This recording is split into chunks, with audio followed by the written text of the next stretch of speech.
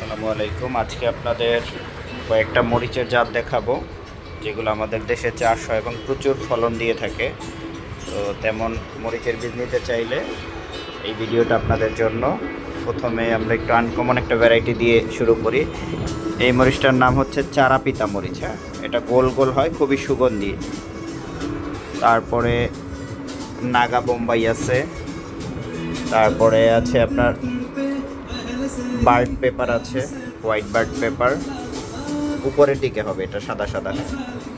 তারপরে আছে মালিক সিডসের আপনার বুলেট মরিচ, এটা জালাপিনো টাইপের, জালাপিনোর থেকে একটু বড় হয় মরিচটা, বেশ দেখতেও সুন্দর, খেতেও খুব ভালো। তারপরে আছে আপনার লং পার্পেল, এটা পার্পেল টাইপের হবে, নাগা মরিচের ভিতরে পার্পেল।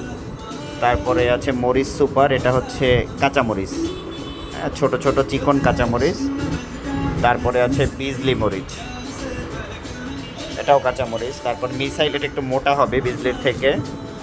তারপরে আছে লম্বা, হ্যাঁ, যারা মানে করার জন্য গুঁড়োমরিচ, ঝালমরিচ খাওয়ার জন্য যেটা করে, মানে যেই মরিচটা থেকে আপনারা মরিচের পাউডারটা তরকারিতে দেন মাংস টাংস রান্না করার জন্য, এটা হচ্ছে ঝালমরিচ।